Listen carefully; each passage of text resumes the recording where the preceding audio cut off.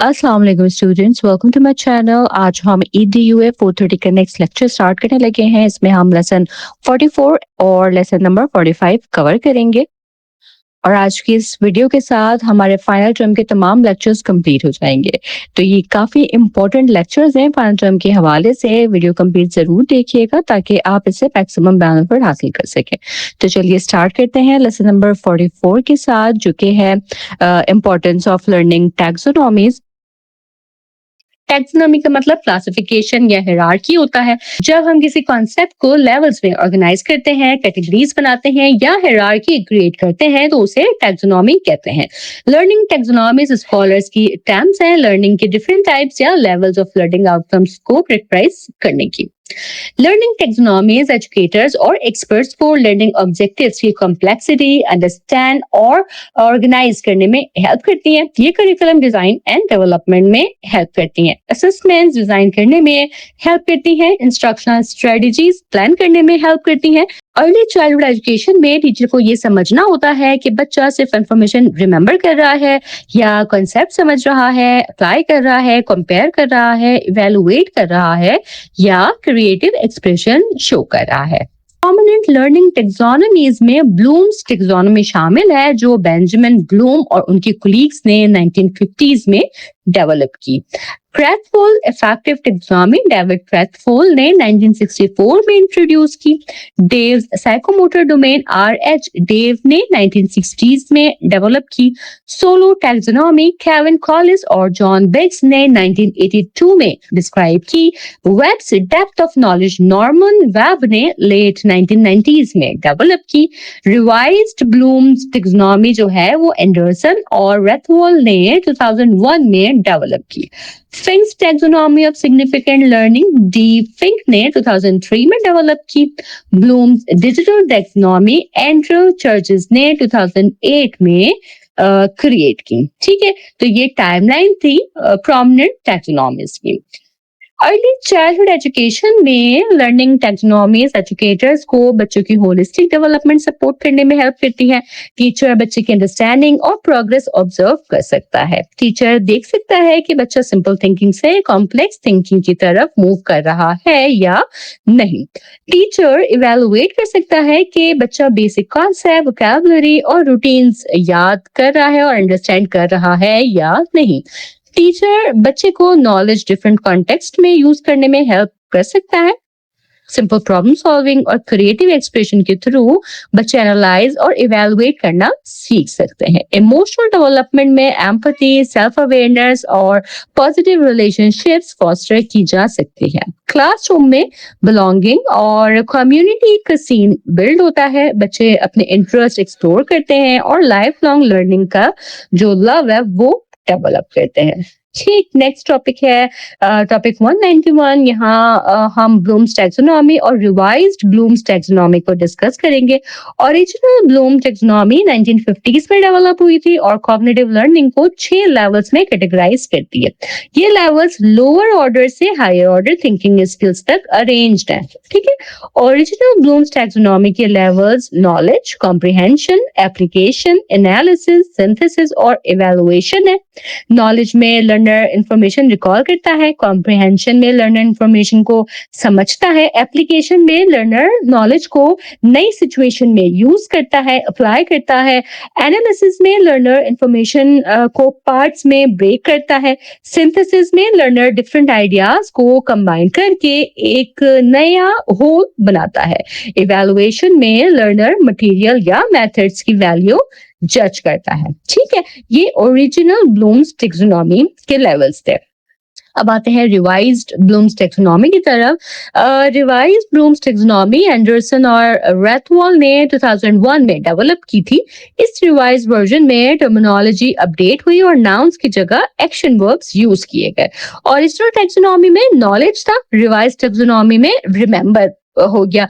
Comprehension की जगह understand आ गया, एप्लीकेशन की जगह अप्लाई आ गया, एनालिसिस की जगह एनालाइज आ गया, इवैल्यूएशन की जगह इवैल्यूएट आ गया और सिंथेसिस की जगह क्रिएट को टॉप लेवल पर पेश किया गया। इस रिवाइज वर्जन का इंपॉर्टेंट पॉइंट ये है कि creating highest level of thinking है। इसका मतलब है कि लर्निंग का अल्टीमेट गोल नॉलेज क्रिएशन होना चाहिए। बच्चे को सिर्फ नॉलेज कंज्यूमर नहीं बनाना है, बल्कि उन्हें ideas, products, stories, drawing, solutions और न्यू अंडरस्टैंडिंग क्रिएट करने का मौका देना है। ठीक है, अर्ली चाइल्डहुड में creation, drawing, story telling, blog construction, pretend play, digital story making या प्रॉब्लम सॉल्विंग के थ्रू शो हो सकती है। ठीक है, ब्लूम्स डिजिटल टैक्सोनॉमी जो है ये एंड्रयू चर्चिस ने 2008 में प्रपोज की। ये डिजिटल एज के कॉन्टेक्स्ट में रेलेवेंट है। इस टैक्सोनॉमी में लॉट्स और हॉट्स का कॉन्टिनम होता है। लॉट्स का मतलब लोअर ऑर्डर थिंकिंग स्किल्स और हॉट्स का मतलब हायर ऑर्डर थिंकिंग स्किल्स है। रिमेम्बरिंग लॉट साइड पर होता है और क्रिएटिंग जो है ये हॉट साइड पर होता है। ठीक है, डिजिटल टैक्सोनॉमी में डिजिटल वर्ब्स शामिल किए गए हैं। रिमेम्बरिंग में बुक मार्किंग, कॉपिंग, डिलीटिंग और डिस्क्राइबिंग जैसे डिजिटल एक्शंस आ सकते हैं। अंडरस्टैंडिंग में एडवांस सर्च इंपॉर्टेंट है।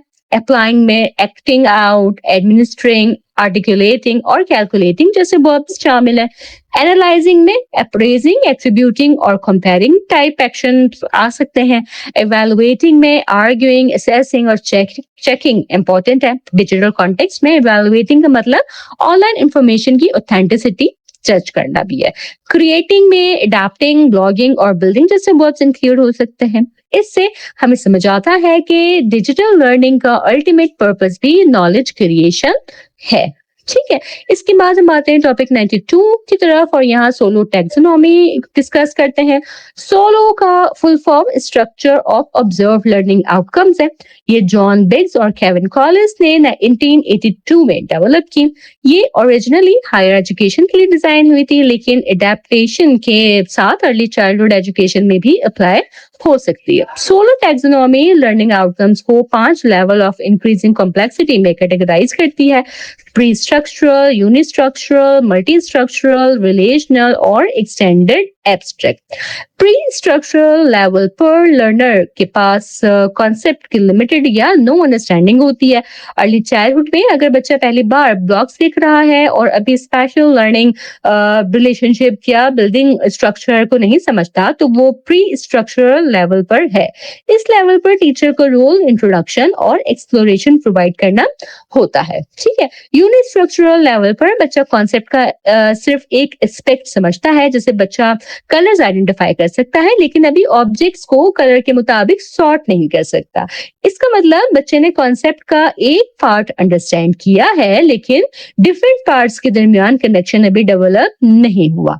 ठीक है, मल्टी स्ट्रक्चरल लेवल पर बच्चा मल्टीपल एस्पेक्ट्स को कनेक्ट कर सकता है, लेकिन कनेक्शन सरफेस लेवल पर होता है। जैसे बच्चा ऑब्जेक्ट्स को कलर और साइज के मुताबिक इंडिपेंडेंटली सॉर्ट कर सकता है। ये सॉर्टिंग की कॉन्सेप्ट की मल्टी स्ट्रक्चरल अंडरस्टैंडिंग शो करती है। ठीक, रिलेशनल लेवल पर बच्चा डिफरेंट एस्पेक्ट्स को इंटीग्रेटेड और मीनिंगफुल वे में रिलेट कर सकता है। जैसे बच्चे एक्सप्लेन कर सकता है कि कुछ ऑब्जेक्ट्स एक ग्रुप में क्यों बिलोंग करते हैं और दूसरे ग्रुप में क्यों नहीं। ये कैटेगराइजेशन की रिलेशनल अंडरस्टैंडिंग है। अर्ली चाइल्डहुड में पैटर्न कंपैरिजन और रिलेशनशिप्स एक्सप्लेन करना रिलेशनल लर्निंग का साइन है। एक्सटेंडेड एब्स्ट्रैक्ट हाईएस्ट लेवल है। इस लेवल पर बच्चा अपनी अंडरस्टैंडिंग को नए कॉन्टेक्स्ट में अप्लाई और ट्रांसफर कर सकता है। जैसे बच्चा शेप्स और स्पैटियल रिलेशनशिप्स की नॉलेज यूज करके मोर कॉम्प्लेक्स स्ट्रक्चर्स बिल्ड कर सकता है, जैसे पजल सॉल्व कर सकता है। ठीक है, ये शो करता है कि बच्चा कॉन्सेप्ट को सिर्फ रिपीट नहीं कर रहा है, बल्कि न्यू सिचुएशन में अप्लाई भी कर रहा है। ठीक हो गया। इसके बाद हमारे पास नेक्स्ट टॉपिक आ जाता है 193 और यहाँ Fink's taxonomy of significant learning discuss होती है। डी फिंक ने 2003 में ये टैक्सोनॉमी डेवलप की। इस टैक्सोनॉमी का focus significant learning outcome promote करना है। फिंक्स टैक्सोनॉमी के 6 की डायमेंशंस हैं: foundational knowledge, application, integration, human dimension, caring और learning how to learn. ECE में फाउंडेशनल नॉलेज का मतलब बेसिक कॉन्सेप्ट्स, फैक्ट्स, वोकैबुलरी और स्किल्स इंट्रोड्यूस करना है। ये फर्दर लर्निंग के बिल्डिंग ब्लॉक्स हैं। For example colour, shapes, number, letters, body parts, motions, routines और क्लासरूम रूल्स फाउंडेशनल नॉलेज है। एप्लीकेशन का मतलब फाउंडेशनल नॉलेज को रियल वर्ल्ड कॉन्टेक्स्ट में यूज करना है। ईसीई में application, play based learning, problem solving activities और हैंड्स ऑन प्रोजेक्ट्स के थ्रू फोस्टर होती है। जैसे बच्चे काउंटिंग सीखने के बाद ब्लॉक्स काउंट करते हैं या शेप्स सीखने के बाद क्लासरूम ऑब्जेक्ट्स में शेप आइडेंटिफाई करते हैं। ठीक है, वो अपनी नॉलेज को अप्लाई कर रहे हैं इस तरह से। इंटीग्रेशन का मतलब डिफरेंट आइडियाज, कॉन्सेप्ट्स और एक्सपीरियंसेस को कनेक्ट करना है। ईसीई में इंटीग्रेशन इंटरडिसिप्लिनरी लर्निंग एक्सपीरियंस के थ्रू होती है। फॉर एग्जाम्पल, प्लांट एक्टिविटी में साइंस, ड्राइंग, वोकैबुलरी, काउंटिंग और ऑब्जर्वेशन ये सब कंबाइन हो सकती है। ठीक हो गया। ह्यूमन डायमेंशन पर्सनल और इंटरपर्सनल लर्निंग से रिलेटेड है। इसमें बच्चा अपने आप को समझता है, दूसरों से रिलेट करता है और अपने एक्शंस के सोशल इम्पैक्ट को समझता है। Teacher positive relationships, empathy, respect और सेंस ऑफ बिलोंगिंग के थ्रू ह्यूमन डायमेंशन सपोर्ट करता है। ठीक हो गया। फिर है केयरिंग। केयरिंग का मतलब एम्पैथी, कंपैशन और एथिकल रिस्पॉन्सिबिलिटी डेवलप करना है। अर्ली चाइल्डहुड में caring, kindness, cooperation, sharing, helping behaviour और क्लासरूम कम्युनिटी के थ्रू फोस्टर होती है। टीचर एक्टिविटीज डिजाइन कर सकता है जहां बच्चे एक दूसरे की हेल्प करें और फीलिंग्स की रिस्पेक्ट करें। लास्ट आता है learning how to learn. Learning how to learn का मतलब meta cognitive skills, self regulation और life long learning strategies develop करना है। टीचर क्यूरियोसिटी, इंक्वायरी, रिफ्लेक्शन और क्रिटिकल थिंकिंग एनकरेज करके बच्चों को एक्टिव और रिफ्लेक्टिव लर्नर बनाता है। अर्ली चाइल्डहुड में ये सिंपल क्वेश्चन से डेवलप होता है, जैसे तुमने ये कैसे किया, तुमने ये आइडिया क्यों चूज किया, अगर दोबारा करना हो तो क्या चेंज करना होगा, इस तरह से। ठीक है, इसी के साथ हमारा लेसन 44 भी यही मुकम्मल हो जाता है। आगे बढ़ते हैं लेसन 45 की तरफ और यहाँ social media platforms for collaboration in ECE पे हम बात करेंगे। अर्ली चाइल्डहुड एजुकेशन में social media platforms educators, parents और स्टेक होल्डर्स के दरमियान कोलैबोरेशन, कम्युनिकेशन और प्रोफेशनल डेवलपमेंट के लिए वैल्यूएबल टूल्स हो सकते हैं। लेकिन सोशल मीडिया यूज करते वक्त प्रोफेशनलिज्म, प्राइवेसी, कॉन्फिडेंशियलिटी और स्कूल या ऑर्गेनाइजेशन की गाइडलाइन फॉलो करना जरूरी है। एजुकेटर्स को एप्रोप्रिएट डिजिटल सिटीजनशिप मॉडल करनी चाहिए। अगर टीचर ऑनलाइन प्लेटफॉर्म्स यूज करता है तो उसे responsible language, privacy protection, respectful communication और सेफ शेयरिंग के एग्जाम्पल सेट करने चाहिए। स्टूडेंट्स को भी digital literacy skills gradually develop करवानी चाहिए। सोशल मीडिया प्लेटफॉर्म एजुकेशन में मल्टीपल बेनिफिट्स प्रोवाइड कर सकते हैं। ये एक्टिव लर्निंग सपोर्ट करते हैं, यानी लर्नर सिर्फ पैसिव रिसीवर नहीं रहते। एजुकेशनल रिसोर्सेज तक एक्सेस मिलता है इनके थ्रू, कम्युनिकेशन स्किल्स डेवलप होती हैं, क्लासरूम के बाहर कनेक्शंस और कोलैबोरेशंस पॉसिबल होती है, नेटवर्क्स बिल्ड करना इजी होता है, सोशल डोमेन में क्रेडिबिलिटी क्रिएट होती है, पेरेंट्स और टीचर्स इन्फॉर्म्ड रहते हैं। एजुकेशनल इंस्टीट्यूशंस के लिए ये मार्केटिंग प्लेटफॉर्म भी बन सकता है। ठीक है, ईसीई में फेसबुक ग्रुप्स प्राइवेट या पब्लिक ग्रुप बनाने के लिए यूज हो सकते हैं। Educators early childhood education, pre school curriculum, classroom management और पेरेंट एंगेजमेंट से रिलेटेड ग्रुप्स ज्वाइन कर सकते हैं। वहां रिसोर्सेज शेयर की जा सकती है, बेस्ट प्रैक्टिसेस डिस्कस की जा सकती हैं, क्वेश्चंस पूछे जा सकते हैं और वर्ल्ड वाइड कुलीग्स के साथ कोलैबोरेट किया जा सकता है। ट्विटर रियल टाइम प्लेटफॉर्म है जहां एजुकेटर्स हैशटैग्स के थ्रू प्रोफेशनल कन्वर्सेशन में पार्टिसिपेट कर सकते हैं, जैसे ये hashtag ECE chat, hashtag pre school और हैशटैग अर्ली एजुकेशन, जिसे हैशटैग अर्ली चाइल्डहुड एजुकेशन के ट्रेंड्स, रिसर्च और रिसोर्सेज फॉलो करने के लिए ये यूजफुल होते हैं। ठीक है, इसके बाद टॉपिक 195 की तरफ बढ़ते हैं और यहाँ सोशल मीडिया एग्जांपल्स डिस्कस करेंगे जो ईसीई में रिसोर्स डेवलपमेंट और कोलैबोरेशन के लिए हेल्पफुल हो सकती हैं। इंस्टाग्राम की बात करें तो इंस्टाग्राम विजुअल प्लेटफॉर्म है जहां क्लासरूम एक्टिविटीज, स्टूडेंट वर्क और लर्निंग एक्सपीरियंस शोकेस किए जा सकते हैं। एजुकेटर्स क्लासरूम या प्रोग्राम इंस्टाग्राम अकाउंट क्रिएट कर सकते हैं और पेरेंट्स, कोलीग्स और वाइडर कम्युनिटी के साथ फोटोज, वीडियोज और स्टोरीज शेयर कर सकते हैं, लेकिन चाइल्ड प्राइवेसी और पेरेंटल कंसेंट का ख्याल रखना जरूरी है। पिंटरेस्ट की बात करें तो पिंटरेस्ट एक वर्चुअल पिन बोर्ड है जहां educators lesson plans, activities, crafts और एजुकेशनल मटेरियल डिस्कवर, सेव और ऑर्गेनाइज कर सकते हैं। टीचर अर्ली चाइल्डहुड एजुकेशन के टॉपिक्स पर बोर्ड क्रिएट कर सकता है और कोलीग्स या पेरेंट्स के साथ शेयर कर सकता है। पिंटरेस्ट इंस्पिरेशन और रिसोर्स ऑर्गेनाइजेशन के लिए यूजफुल होता है। लिंक्डइन जो है ये प्रोफेशनल नेटवर्किंग प्लेटफॉर्म है। एजुकेटर्स कोलीग्स से कनेक्ट कर सकते हैं, यहाँ पे ग्रुप्स ज्वाइन कर सकते हैं और अर्ली चाइल्ड एजुकेशन से रिलेटेड डिस्कशंस में पार्टिसिपेट कर सकते हैं। लिंक्डइन एक्सपर्टीज शेयर करने, प्रोजेक्ट पर कोलैबोरेट करने और कैरियर अपॉर्चुनिटीज एक्सप्लोर करने के लिए यूजफुल होता है। रिमाइंड जो है ये स्पेसिफिकली एजुकेटर्स, पेरेंट्स और स्टूडेंट्स के लिए कम्युनिकेशन प्लेटफॉर्म है। एजुकेटर्स रिमाइंड के थ्रू मैसेजेस, अपडेट्स और सोशल और स्कूल रिलेटेड अनाउंसमेंट जो है वो आपस में शेयर कर सकते हैं। पेरेंट्स बच्चे की लर्निंग और डेवलपमेंट की अपडेट्स जो है वो रिमाइंड के थ्रू रिसीव कर सकते हैं। सीसॉ जो है ये एक डिजिटल पोर्टफोलियो और कम्युनिकेशन प्लेटफॉर्म है जो बहुत से अर्ली चाइल्डहुड क्लासरूम में यूज होता है। इसके थ्रू स्टूडेंट्स का काम कैप्चर और डॉक्यूमेंट किया जा सकता है, टीचर फीडबैक प्रोवाइड कर सकते हैं और पेरेंट्स से रियल टाइम कम्युनिकेशन कर सकते हैं। सीसॉ टीचर फैमिली कोलैबोरेशन के लिए एक यूजफुल टूल है। टीचर्स पे teachers strictly social media platform नहीं, लेकिन ऑनलाइन मार्केट प्लेस है जहां एजुकेटर्स जो हैं वो लेसन प्लान्स, वर्कशीट्स, एक्टिविटीज और क्लासरूम डेकोर बाय सेल और शेयर कर सकते हैं। टीचर्स टीपीटी से रिसोर्सेज फाइंड कर सकते हैं, अपने रिसोर्सेज शेयर कर सकते हैं और लेसन प्लानिंग के लिए इंस्पिरेशन ले सकते हैं। नेक्स्ट टॉपिक आता है 196 और यहाँ हम पाकिस्तान के अर्ली चाइल्डहुड एजुकेशन के नेशनल कॉन्टेक्स्ट को डिस्कस करेंगे। यूनिसेफ 2023 स्टडी के मुताबिक पाकिस्तान में प्री प्राइमरी एजुकेशन के 3 बेसिक मॉडल्स आइडेंटिफाई किए गए, काची, इम्प्रूव्ड काची और अर्ली चाइल्डहुड एजुकेशन। काची मॉडल में मल्टी ग्रेड क्लासरूम्स और शेयर्ड स्पेसेस होते हैं। मटेरियल्स और टीचर्स दूसरे ग्रेड्स के स्टूडेंट्स के साथ टाइप शेयर्ड होते हैं। इस मॉडल में रोट लर्निंग जनरली प्रमोट होती है। इंस्ट्रक्शन 3 या 4 घंटों तक लिमिटेड होती है। क्लासरूम स्पेस जो है वो लिमिटेड होती है। कभी बच्चे आउटडोर या एडहॉक मैनर में या इवन दरख्तों के नीचे भी बैठते हैं। ये मॉडल लिमिटेड रिसोर्सेज और ट्रेडिशनल सेटअप को शो करता है। इम्प्रूव्ड काची में डेडिकेटेड क्लासरूम अवेलेबल होते हैं, ट्रेन टीचर्स कुछ एक्सटेंट तक अवेलेबल होते हैं, एज और डेवलपमेंटली एप्रोप्रिएट मटेरियल्स प्रोवाइड किए जा सकते हैं, लेकिन इम्प्लीमेंटेशन जो है वो लिमिटेड होती है। पॉलिसी पेपर पर एग्जिस्ट कर सकती है, लेकिन लेटर एंड स्प्रिट में फुल इम्प्लीमेंटेशन नहीं होती। ये पाकिस्तान के एजुकेशन सिस्टम का प्रैक्टिकल चैलेंज है।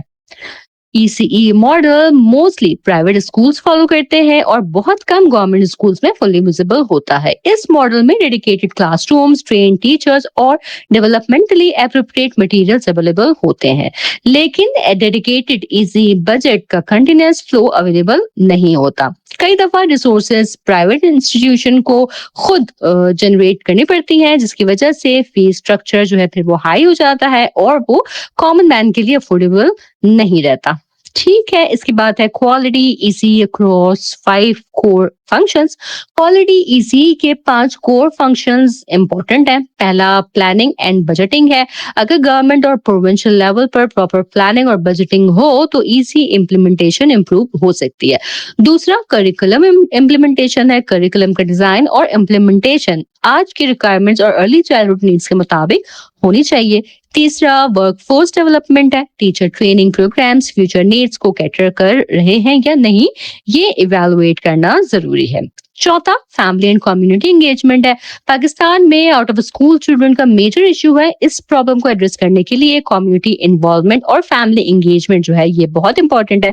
फिफ्थ है क्वालिटी अश्योरेंस। हर फंक्शन में क्वालिटी मेंटेन हो रही है या नहीं, इसे सिस्टमेटिकली चेक करना जरूरी है। ठीक है, तो ये जो है ये 5 कोर फंक्शंस है ECE एजुकेशन के लिए। इसके बाद आते हैं factors for creating enabling environment. UNICEF 2023 report के मुताबिक पाकिस्तान में ECE के एनेबलिंग एनवायरनमेंट के लिए कुछ फैक्टर्स इंपॉर्टेंट है। मिनिस्ट्रियल लीडरशिप इंपॉर्टेंट है क्योंकि प्रोविंशियल मिनिस्ट्रीज टेक्निकली ECE के रिस्पॉन्सिबल होती हैं, लेकिन नेशनल प्लान्स में प्रायोरिटाइजेशन के बगैर कोऑर्डिनेशन डिफिकल्ट होती है। पॉलिसीज एंड लेजिस्लेशन इंपॉर्टेंट है। पाकिस्तान में प्रोविंशियल लेवल पर पॉलिसीज में ईसी का मेंशन मिलता है, स्पेशली पंजाब और सिंध में ईसी पॉलिसीज में करिकुला रिलेटिवली कॉम्प्रिहेंसिव है। पब्लिक डिमांड भी इंपॉर्टेंट है। जब तक पब्लिक ईसी की इंपॉर्टेंस को अंडरस्टैंड और सपोर्ट नहीं करेगी, सक्सेसफुल इम्प्लीमेंटेशन डिफिकल्ट रहेगी। फाइनेंसिंग भी एसेंशियल है। पब्लिक इन्वेस्टमेंट के बगैर ईसीई सब सेक्टर एडवांस नहीं कर सकता। पाकिस्तान में ईसीई बजट्स की ट्रांसपेरेंसी इशू है और फेडरल या प्रोविंशियल इन्वेस्टमेंट को क्लियरली आइडेंटिफाई करना चैलेंजिंग होता है। इसके बाद आता है टॉपिक 197, जिसमें बात करेंगे कि पाकिस्तान में पब्लिक और प्राइवेट सेक्टर ईसीई के दरमियान आईसीटी गैप क्या है। ठीक है, इसको डिस्कस करेंगे। पाकिस्तान में पब्लिक और प्राइवेट ईसी इंस्टीट्यूशन के दरमियान आईसीटी रिसोर्सेज, इंफ्रास्ट्रक्चर्स और एक्सेस का सिग्निफिकेंट गैप जो है वो एग्जिस्ट करता है। ये gap education quality, learning outcomes और अपॉर्चुनिटीज पर स्ट्रॉन्ग इम्पैक्ट डाल सकता है। पब्लिक सेक्टर ईसीई में लिमिटेड इंफ्रास्ट्रक्चर जो है ये मेजर इशू है। बहुत से पब्लिक सेक्टर ईसीई इंस्टीट्यूशंस के पास कंप्यूटर्स, इंटरनेट कनेक्टिविटी और एजुकेशनल सॉफ्टवेयर जैसी बेसिक आईसीटी फैसिलिटीज नहीं होती। स्कूल्स बजट कंस्ट्रेंट्स, इनएडिक्वेट फैसिलिटीज और टेक्निकल सपोर्ट की कमी फेस करते हैं। टीचर ट्रेनिंग भी एक इशू है। पब्लिक सेक्टर ईसी टीचर्स को आईसीटी इंटीग्रेशन से related professional development opportunities limited मिलती हैं। टीचर्स के पास आईसीटी टूल्स इफेक्टिवली यूज करने की स्किल और कॉन्फिडेंस जो है वो कम होता है। डिजिटल डिवाइड भी बहुत इंपॉर्टेंट एक इशू है। अर्बन और रूरल एरियाज के दरमियान एक्सेस का गैप बहुत ज्यादा है। Rural communities electricity, internet connectivity और डिवाइसेस के एक्सेस में चैलेंजेस फेस करती हैं। करिकुलम एंड कंटेंट भी एक चैलेंज है। पब्लिक सेक्टर ईसीई करिकुलम और लर्निंग मटेरियल्स आईसीटी इंटीग्रेशन या डिजिटल लिटरेसी गोल्स के साथ अलाइन नहीं होते। Age appropriate digital content local languages और कल्चरल कॉन्टेक्स्ट में लिमिटेड हो सकता है।